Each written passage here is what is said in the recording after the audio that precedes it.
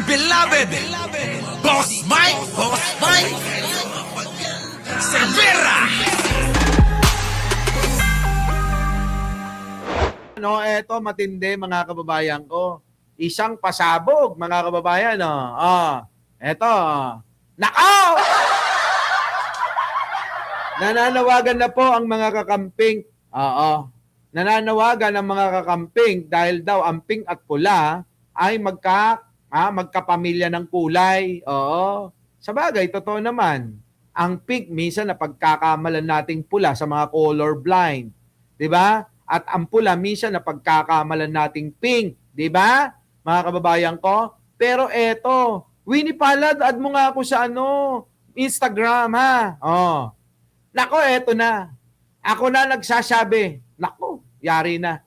Ako na nagsasabi pag si Lenny as President at BBM as Vice President nagsama sa 2028 tapos na eleksyon. Ako naniniwala rito.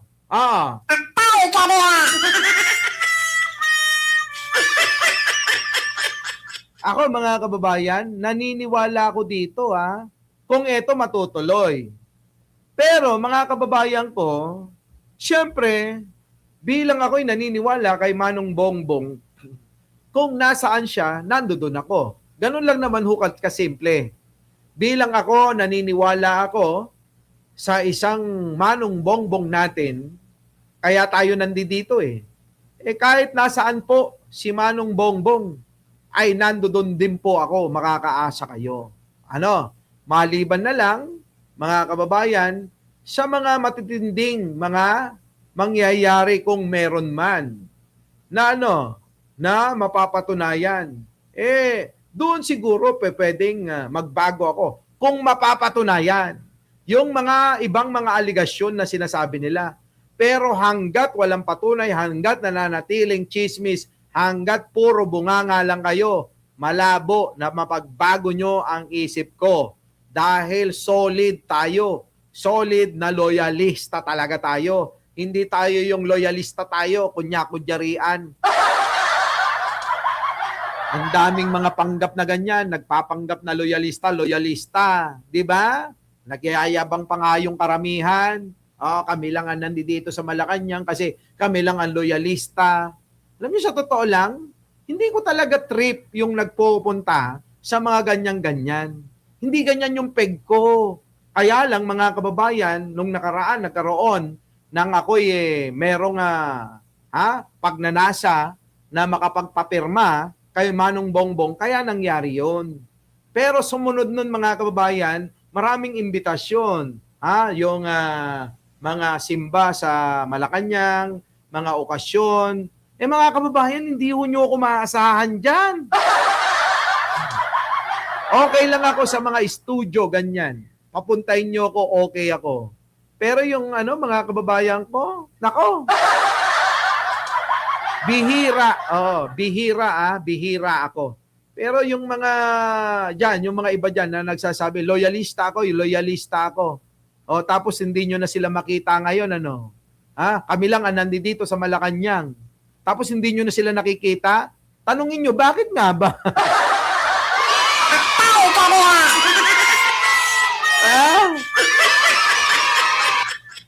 Baka nabisto na ginagamit lang si Pangulo. Kaya na itchapwera sila Michelle Reyes, Di ba? Nick Candido, Jojo Chavez, Kaya na itchapwera kasi nabisto na nagpapanggap lang sila. Sabi nga meron pa ngang nagsabi dati na ang grupo ni Mike Cervera, ban yan sa Malacanang, eka. Di ba? Naalala nyo ba yon? Sinasabi nila, pwede, ban kagad porque ayokong pumunta sa mga ganyan. Ngayon, mga kababayan, di ba? Sinasabi nila yon, ban yan, yung grupo ni Mike Cervera sa Malacanang, hindi makakapasok yung mga yan. Natawa na lang ako, mga kababayan. Kita nyo naman, di ba? Ang Pangulong Bongbong Marcos, sinalubong ko pat kinamayan. Tama? Tama? Ano nangyari? Ayun, Mga kababayan, ngangay. Ngangay. Ngangay silang lahat, mga kababayan, yung mga nagsasabing ganon. Ewan ko sa inyo. Hindi naman kasi kailangan ipagmalaki yun. Di kung malakas kayo, di malakas lang kayo. Ang tunay na malakas, tandaan nyo, hindi nagsasalita, hindi nagyayabang, hindi yung bunganga ng bunganga. Yun ang totoong malakas. Pero yung mga mai-broadcast lang, na bati ka lang, o ano pa man, di ba? Ito na, nandito na si Biyahe ni Koy. Sinong nagawa ng kwento na ban ka, boss? Oy, alam mo yan. Di ba? Hindi, totoo yan. Napakaraming nagsasabing ban daw tayo. Hindi. Hindi, ikaw pala eh. Si Biyahe ni Koy, eto, kahit saan kasi to sumusuot eh. Di ba? Hindi naman siya pagyayabang. Ako lang nakabulong kay First Lady. At maraming makakapagpatotoo niyan. 3 beses ko ang binulungan eh. Madam, alam mo ba? Oo ito mga ganito Huwag kang maniwala kay BNK, madam Oy, balita ko BNK, alam mo, nagpunta ako ng sabi mo, pumunta ng Victory Mall. Grabe naman yung mga tao diyan. Wala stick, oo. Grabe yung pa-picture. Hindi na tuloy ako nakabili ng bagong cellphone. Pinagkaguluhan tayo, sa Victory Mall, grabe. Pumunta kayo. Pagtanong nyo kami, grabe, kilala nyo yan, yung mga ganyan, mga nagsasabi.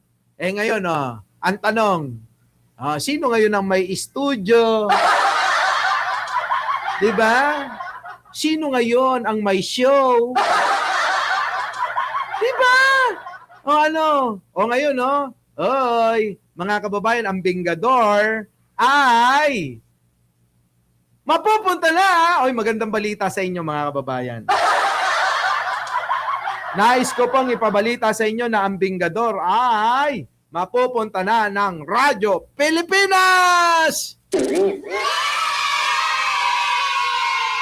Kita nyo at parami ng parami tayo. Oo, parami ng parami ang mga Bingador nyo. Diba? Ganun yun mga kababayan ko, syempre, alam nyo na. Mamaya po, abangan nyo kami. So, ang Bingador po ay mapupunta na ng Radyo Pilipinas. Hindi lang po sa studio, hindi lang po kung saan-saan, hindi lang po sa maraming mga... Nako! May TV station na nga ho na kumukuha sa amin eh. Oo. Ewan ko bakit ba... Kasi kayo may kasalanan nito kaya kami sumisikat. Ngayon, mga kababayan ko, si Sangkay ay,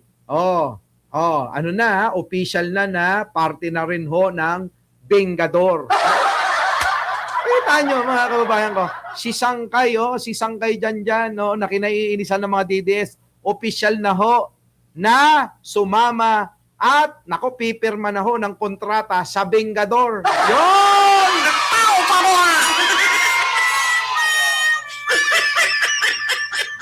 So ngayon, mga kababayan ko, eto, ako na nagsasabi pag si Lenny at, alam nyo, kung ito ang magiging pasya ng ating Pangulo, wala tayong magagawa. Hindi SMNI. Ayoko makasama yung mga pangit. Sa SMNI, kita nyo naman yung mga vlogger nila doon. Diyos ko naman, kahit anong bihes. Di nyo ba nakita? Kahit anong ibihis nila, mga kababayan na litaw pa rin, nangingibabaw yung kabangitan nila. Wala, mga kababayan ko, kaya okay na to. Magtago tayo sa sombrero, sa salamin, para mabawasan natin yung ating kapugian. Baliktad sa kanila. Sa mga grupo ni Banat Bay, nagsusombrero, nagsasalamin, para maitago yung kapangitan nila. Magkaiba yun. Tama? Tayo, mga kababayan, nagsusombrero at nagsasalamin para mabawasan ang kapugian. Sa kanila, nagsosombrero, nagsasalamin para itago ang kapangitan. Tayo ka niya!